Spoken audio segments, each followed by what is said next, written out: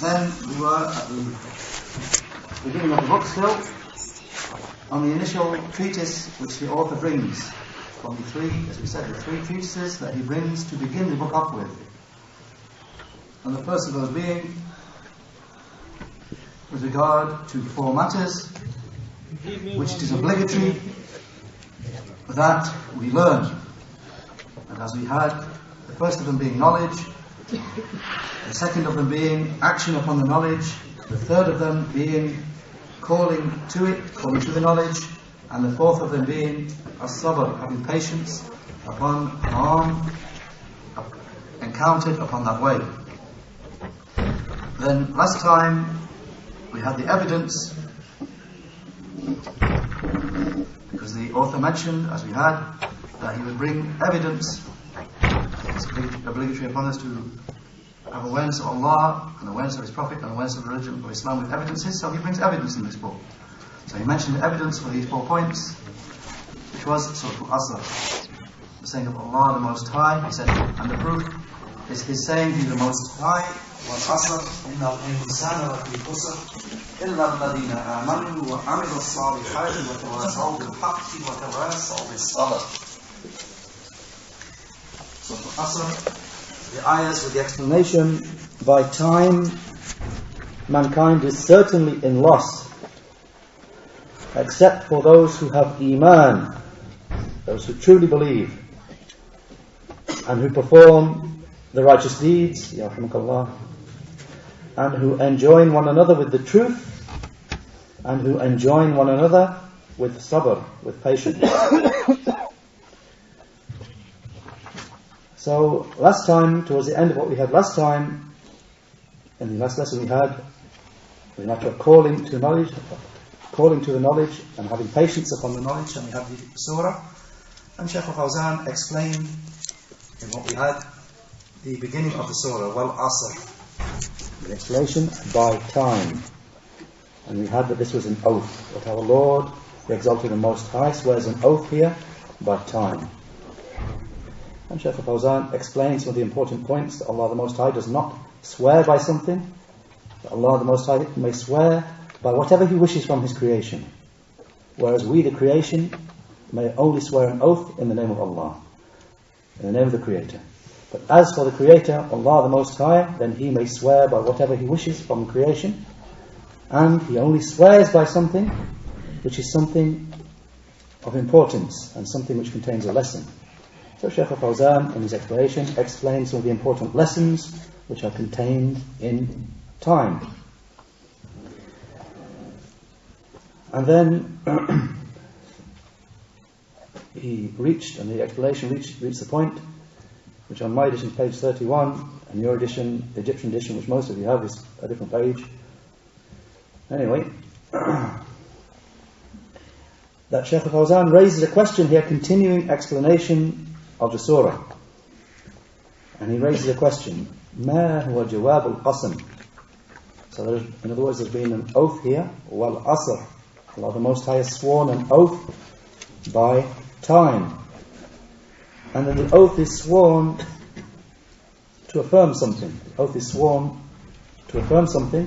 In Arabic, what it's sworn to affirm is called jawab al-qasam, literally the answer to the oath, but in English they usually call it the complement of the oath. So Sheikh Al-Fawzan raises the question: Ma huwa jawab al-qasam? What is the complement of this oath? I mean, what is this oath sworn to, sworn upon? Sheikh Al-Fawzan said, it is his saying, Innal insana lafi khusr. So the explanation continues here. It is the answer to this oath, what it's sworn, the oath is sworn about, or sworn to. It is his saying in the second ayah, Innal insana lafi khusr. The explanation, mankind is certainly in loss. So in other words, that Allah the Most High has sworn an oath by time, that what? That mankind is certainly in loss. Then Sheikh Al-Fawzan explains the word al-insan, mankind. He said it means the whole, all of the descendants of Adam. He did not exclude anyone, neither the kings, nor the leaders, nor the rich people, nor the poor people, nor the free people, nor the slaves, nor the males, nor the females. So al, in the word al-insan, is alif and lam, mankind, he said, is for istighraq. Again, a rule in Arabic grammar. The al in the al-insan is for istighraq, to make the word all-inclusive. In other words, to make it mean al-insan, all of insan, all of mankind. Now, al at the start indicates it refers to all of them. Sheikh Fawzan said, all of the descendants of Adam are in khusr, are in loss, meaning they will be in khasara and halak. They will be in loss and destruction if they waste this precious time. The time that's already been sworn by, of time. So all of mankind will be in loss and destruction if they waste this precious time and they utilize it in disobedience to Allah, and in doing that which will harm them.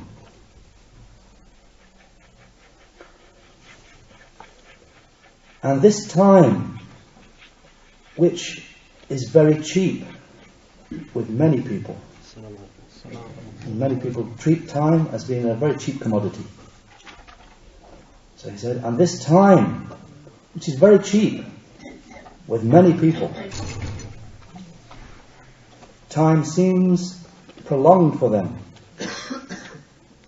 They become weary and bored, and they say, Nuridu qatl al-waqt. They say, we want to kill some time. So they bring amusements, or they travel abroad to spend a holiday, and just to spend some time somewhere. Or they laugh and joke to use up time. So those people, they use it up and waste it, then it will be loss and regret. It will be khasara, loss and nadama, regret, upon them on the day of resurrection.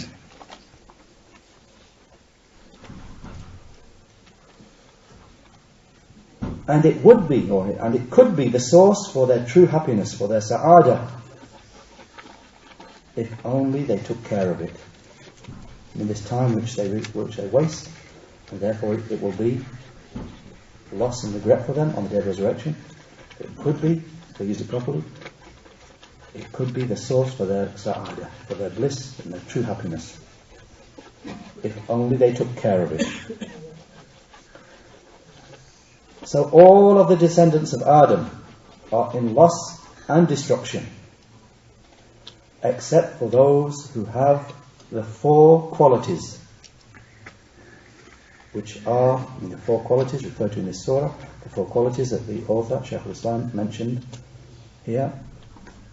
All of mankind will be in loss and destruction, except those who have the four qualities, which are al-ilm, knowledge, and al-amal, action, and ad-da'watu ila Allah, and calling to Allah, and as-sabru al-adha, having patience upon any harm which is caused, having patience upon any harm which the person meets. So whoever has these four qualities will be saved from this loss.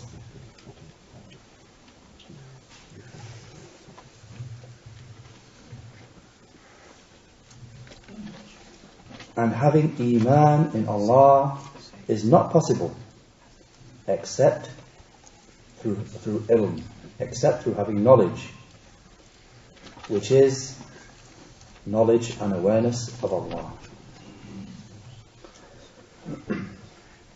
وَعَمِلُوا الصَّالِحَاتِ. So the first part of the second ayah. I'll explain that, just as the author brought it. إِلَّا الَّذِينَ آمَنُوا, except for those who have Iman, and as Sheikh Al-Fawzan said, and having Iman, having true faith in Allah, is not possible, except through having knowledge, which is knowledge and awareness of Allah. And the next part of the ayah, وَعَمِلُوا الصَّالِحَاتِ, and they perform the righteous and correct deeds. Sheikh Al-Fawzan said, meaning they perform the righteous deeds from the wajibat, from the obligatory duties, or mustahabbat, and the recommended duties. So they utilize their time in performing the righteous deeds, in that which will benefit them in their deen, in their religion, and their dunya, and in their worldly life. For even worldly action, even action for the dunya, even action of the dunya, even worldly action contains good and can contain reward if it is done with the intention of using it as an aid upon obedience. It's an action from the actions of this world, but if it is done with the intention of aiding upon obedience to Allah, then that action earns reward as well. So how about action for the hereafter? So what is important is that you do not waste the time. Rather, you use it in something which will be to your advantage and benefit you. And then Sheikh Al-Fawzan quotes the next part of the ayah, وَتَوَاسَوْا بِالْحَقِّ, and they enjoin each other with the truth. The next part of the ayah explains those who are accepted from the loss and destruction, those who have Iman, those who perform righteous deeds. وَتَوَاسَوْا بِالْحَقِّ, and they enjoin each other with the truth. Sheikh Al-Fawzan said, they command the good and they forbid the evil, and they give da'wah, they call to Allah the Mighty and Majestic, and they teach al-ilm al-nafi', they teach beneficial knowledge, and they propagate ilm, knowledge and good amongst the people. They become callers to Allah the Mighty and Majestic. And then the Shaykh quotes the last part of the ayah, وَتَوَاسَوْا بِالصَّبْرِ, and they enjoin each other with sabr, with having patience. Sheikh Al-Fawzan said, they have sabr, they have patience upon whatever strikes them. And then he explains the meaning of sabr, firstly in the language, and then what it's meant in the texts and in the legislation. So he said, as-sabr in the language means al-habs, means restraining. Sabr in the language means restraining, withholding, restraining. And what is meant by it here is habs al-nafsi ala ta'atillah, restraining oneself upon obedience to Allah.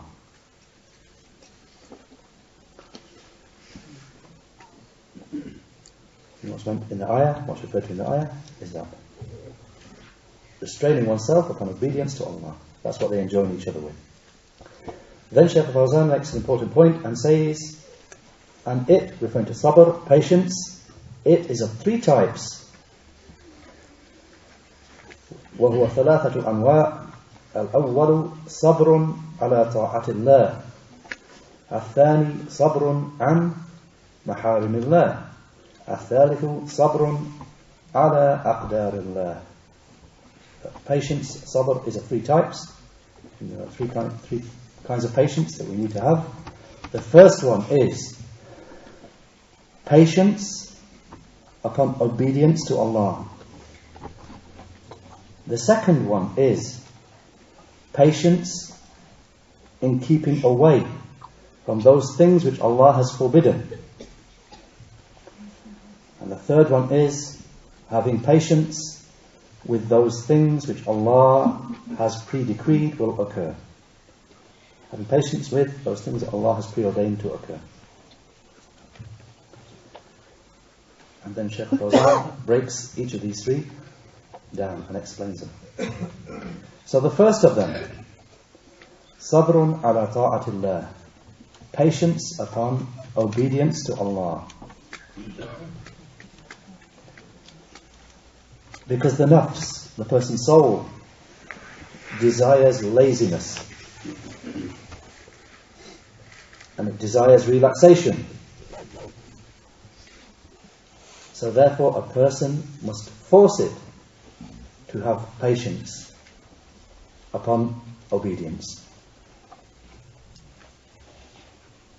He has to work against his soul to push it to have sabr upon obedience to Allah, because the soul by naturally desires laziness and relaxation. So therefore, the Shaykh said, so therefore a person must force it to have patience upon obedience and upon the salat, upon the prayer and upon fasting and upon jihad in Allah's cause, even though it may dislike these matters. He should cause it to have patience, and he should restrain it upon obedience to Allah. And the second kind of patience is sabrun an maharimillah. Patience in keeping away from those things which Allah has made forbidden. The Shaykh said, the nafs, the soul, desires forbidden things, and shahawat, desires. It inclines towards them and is attracted to them. So therefore the person must bind it and restrain it away from the forbidden things. And this requires sabr, this requires patience. And it is not easy to prevent the soul from desires and forbidden things. Whoever does not have sabr, whoever does not have patience, then his nafs, his soul, will overcome him and incline towards forbidden things. And then Sheikh Al-Fawzan mentions the third type of patience, third type of necessary patience. The third is as-sabru ala aqdarillahi al-mu'lima, having patience with the painful things which Allah has decreed.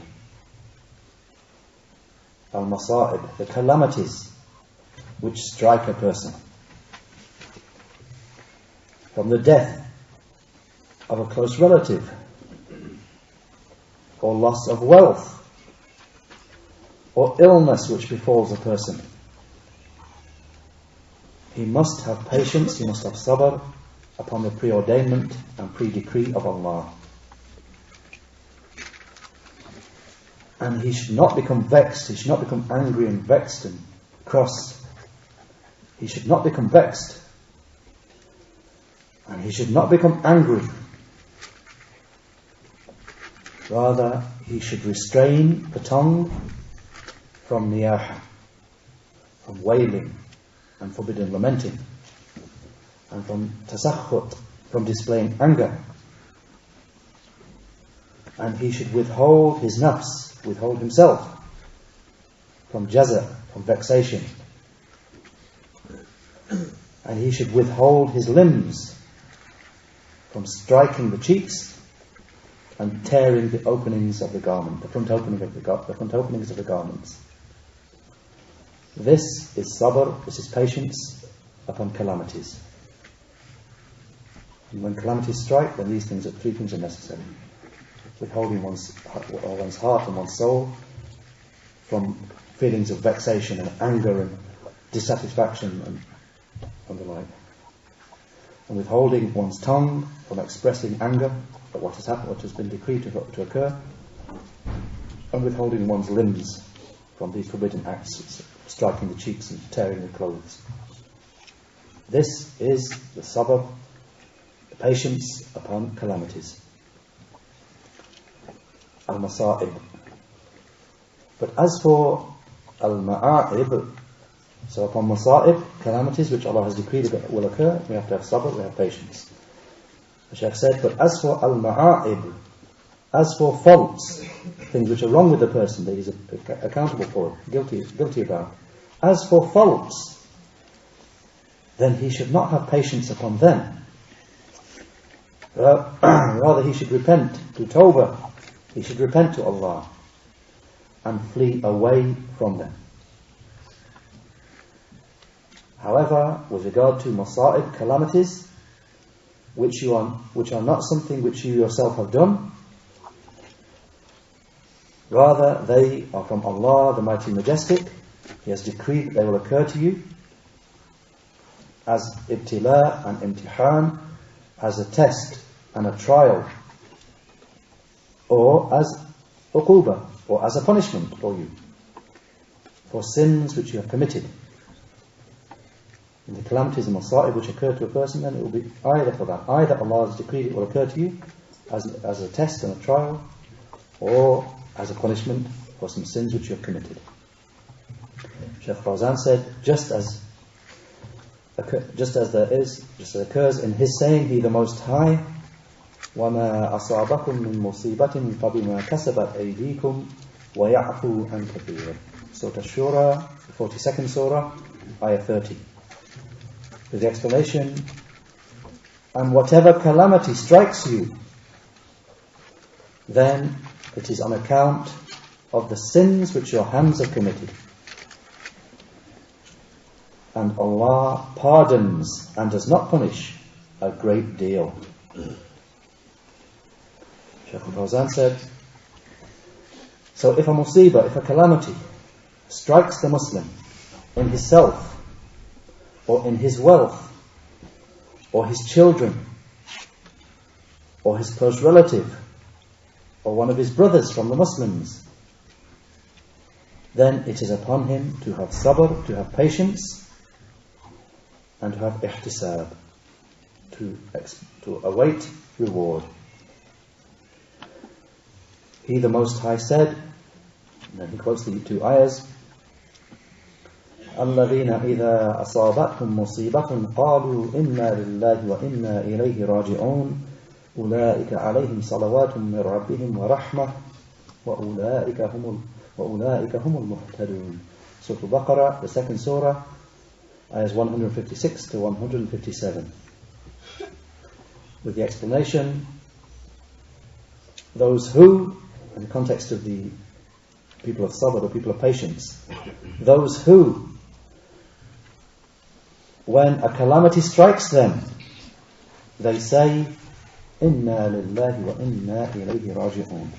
Indeed, we belong to Allah, and we will certainly be returning to Him. Those people, upon them is salawat, upon them is praise from their Lord, and mercy.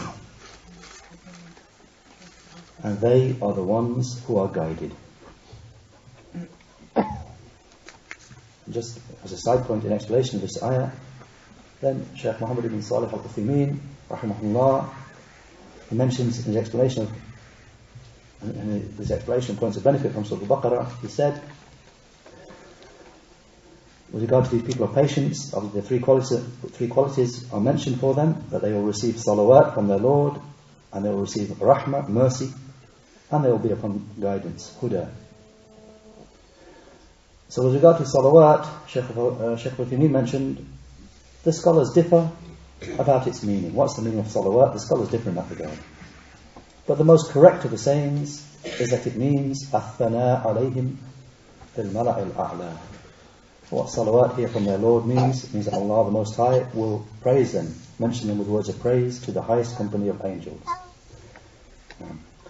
Back to the explanation of Sheikh Saleh-Al-Fawzan, then Sheikh Al-Fawzan said, this is as-sabr, this is patience. And from that,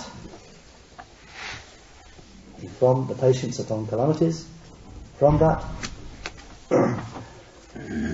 is having patience upon harm which comes in calling to Allah the Mighty and Majestic. For that is from the masa'ib, that is from the calamities. So it is upon you to have patience upon whatever you meet from harm upon the path of good. And do not turn away from doing good. Because some people wish to do good. However, if something which he dislikes faces him, he then says, it is not obligatory upon me to enter myself into these matters. When he's calling to something good, he wants to do good, he wants to call to good, then something meets him unexpectedly which he dislikes, some harm or the like. Sheikh said, then some people say, when that happens to them, it's not obligatory upon me to enter myself into the like of these matters. Then he abandons teaching, if he is a teacher. He abandons calling to Allah. He abandons giving the khutbah, if he is a khatib, one who gives the khutbah in a mosque. He abandons leading the prayer, the imamah in the mosque. He abandons commanding the good and forbidding the evil. This person has not had sabr. He has not had patience upon the harm which came to him. And if you are upon a khata, if you are upon error, then it is upon you to turn back to the truth and to correctness. But if you are on haqq, if you are upon something true, and you have not erred, then it is upon you to have sabr and ihtisab. It's upon you to have patience and to await and expect reward. And to be aware and to feel that this is in the cause of Allah, the Mighty and Majestic, and that you will receive reward for it. And that you remember the harm which occurred to the Prophets, alayhimus salatu wassalam, and how they had sabr, how they had patience, and how they strove and fought in Allah's cause until Allah, the Mighty Majestic, gave them victory. Then comes, that's where Sheikh Al-Fawzan ends explanation of that point. Then in the main text, the author, Shaykh al-Islam, Muhammad ibn Abdul Wahhab, rahimahullah, he brings a quote: قال الشافعي رحمه الله لو ما أنزل الله حجة على خلقه إلا هذه السورة لكفتهم. He said, Ash-Shafi'i rahimahullah said, if Allah had not sent down any proof upon His creation except this surah, then that would have sufficed for them. Shaykh Al-Fawzan said in explanation, his saying Ash-Shafi'i, he is the Imam Muhammad ibn Idris Ash-Shafi'i. And Ash-Shafi'i is an ascription to his great-great-grandfather, Shafi', who is called Shafi'. And why is Imam Shafi'i carry the appellation Ash-Shafi'i into his great-great-grandfather, who is called Shafi'? And he was from Quraysh. He was from the tribe of Quraysh, from Banu Muttalib, from the clan of Muttalib. He died in the year 204, and he was one of the 4 Imams, Al-A'immatul Arba'ah. And just as a side point here, as the Sheikh mentioned, Imam Shafi'i, rahimahullah, he died in the year 204, and he was born, as for those who wish to know, he was born in the year 150 in the town of Gaza, the town of Gaza in Palestine, present-day Palestine. With regard to the point where Sheikh Fawzan mentioned that he takes the name Shafi'i from his great-great-grandfather Shafi', and he was from the tribe of Quraysh. Then Imam Shafi'i, his lineage joins up with the lineage of the Prophet ﷺ 10 generations back. He was Muhammad bin Idris, Muhammad the son of Idris, the son of Al-Abbas, the son of Uthman, the son of Shafi', the son of As-Sa'ib, the son of Ubayd, the son of Abd Yazid, the son of Hashim, the son of Al-Muqtalib, the son of Abd Manaf. And Abd Manaf was the great-great-grandfather of the Prophet ﷺ. So the lineage of the Prophet ﷺ, Imam Shafi'i's lineage joins up with his in the descendant of Abd Manaf.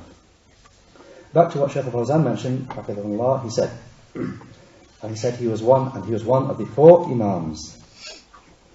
And he said this saying, in the saying that the author quotes here, he said this saying, meaning if Allah had not sent down any proof upon His creation except this surah, Surah Al-Asr, then it would have sufficed for them. He said this saying because Allah has made clear in this surah Asbab al-Shaqawa wa Asbab al-Sa'ada, the reasons for wretchedness, Shaqawa, and the means for Sa'ada, the means for true happiness and success. Allah has made that clear in this surah. That's what I said. The reasons for wretchedness and the means for Sa'ada, true happiness and success. Then Sheikh Fawzan explains that. So the Asbab of Sa'ada, the means for true happiness and success, is, obviously the importance of this is clear to everyone, that what everyone desires is ultimate happiness and success. True happiness, everyone will say that's what they want. So the Shaykh made clear, that's what's made clear in this surah. The means to success and the opposite, the means to total wretchedness. So Sheikh Fawzan said, so the means for true happiness and success is that the person has these 4 characteristics: al-ilm, wal-amal, wal-da'wati, wal-sabru ala-al-adha fi sabilillahi ta'ala. Knowledge and action and calling and having patience upon harm in the cause of Allah the Most High. If someone wants to know how do you attain true happiness and success, that's, as the Sheikh mentioned, that's the 4 characteristics a person needs. Obviously, the first one being knowledge. If a person can't even be bothered with knowledge, then he's in trouble. So, al-ilm, knowledge. And secondly, al-amal, action. Thirdly, ad-da'wah, calling to it. And fourthly, having patience upon harm in the cause of Allah the Most High. The Shaykh said, so Allah's proof is established upon His creation through this surah. Allah the Perfect says to them, I have made clear to you the means for true happiness in this short and brief surah. Then Sheikh Fawzan mentions the point to clarify something which someone may misunderstand. And the Quran, all of it, and the Sunnah are details for these 4 matters. And the rest of the Quran and the rest of the whole of the Sunnah are details for these 4 matters. However, this surah has made clear the means to true happiness and success in general terms. Through it, the proof has been established upon the creation. And the texts of the Quran and the Sunnah give the details and clarify these 4 matters. Then the Shaykh clarifies what could be misunderstood. And the speech of Ash-Shafi'i does not mean that this surah is sufficient for mankind, even if Allah had not sent down anything else. I mean, it wouldn't be, someone may ask if this surah is sufficient. No, what about all the other 113 surahs then? What about the rest of the sunnah? So it's a misunderstanding.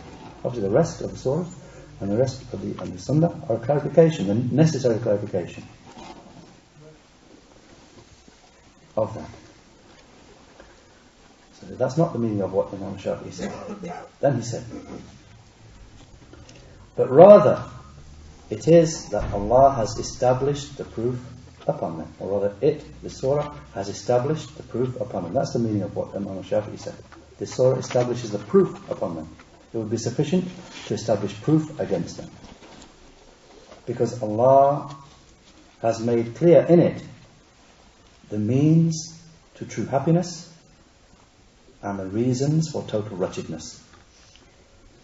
So on the day of resurrection, no one can say, I did not know the means to true happiness, and I did not know the reasons leading to total wretchedness, when he has read this surah, when he has read this brief and short surah. And that's where Sheikh Fawzan ends explanation of this quote, and then he follows it with a quote from Imam Al-Bukhari.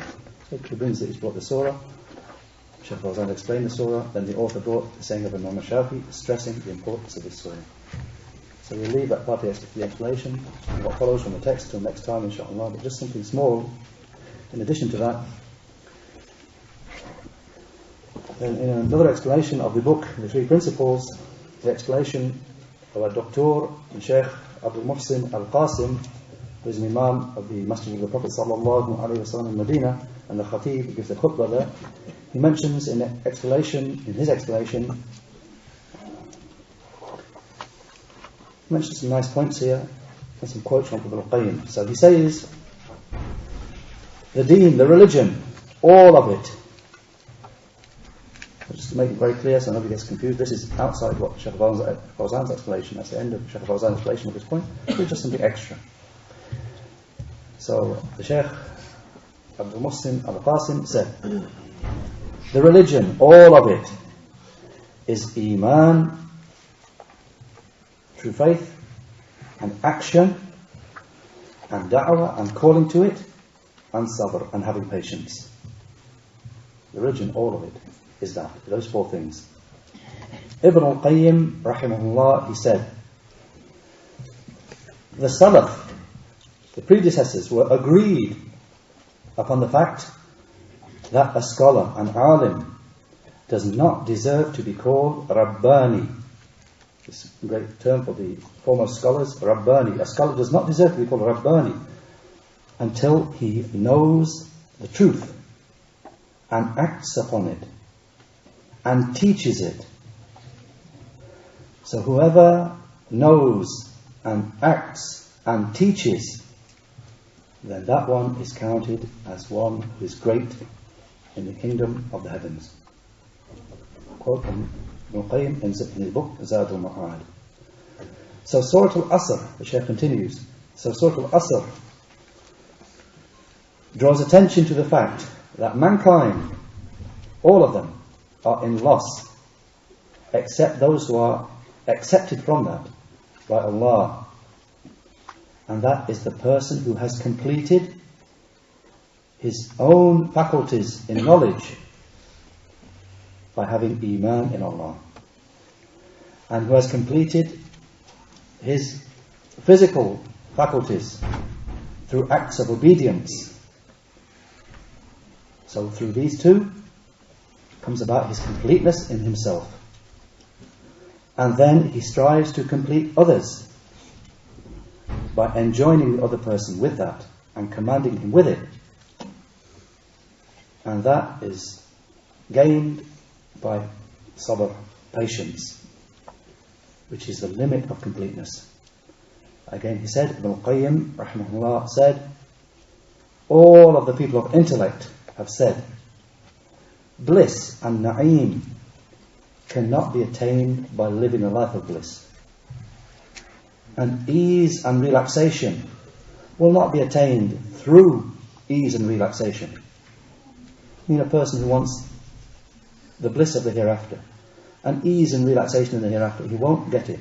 He won't attain it by striving for bliss in this life and by striving for relaxation in this life. He will not obtain that through that means. And that whoever gives preference to the delights, of this world, will miss out on the delights, the true delights.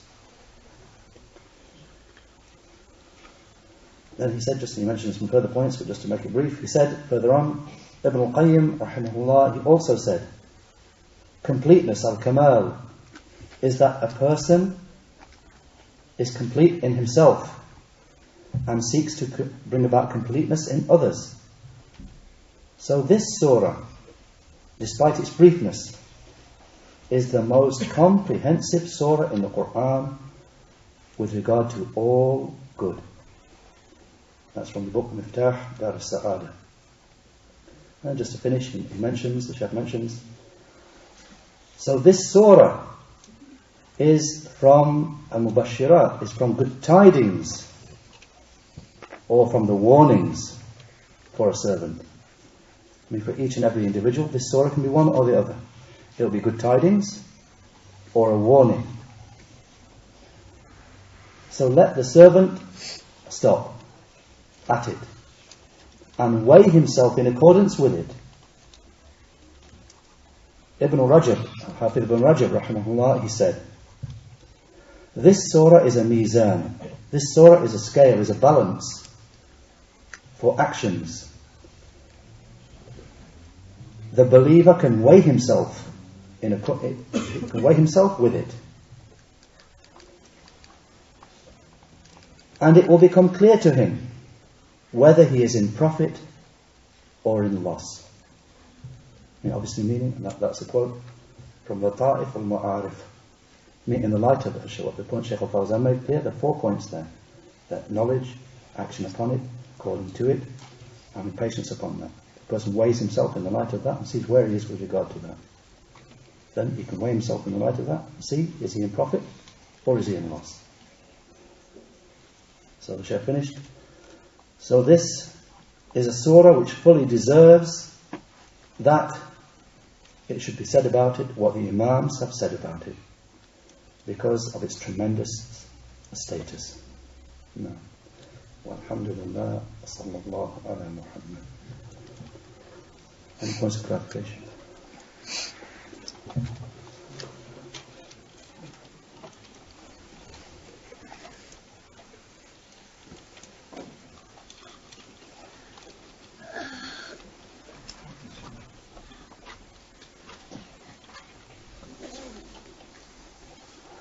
سبحانك اللهم وبحمدك أشهد أن لا إله إلا أنت أستغفرك.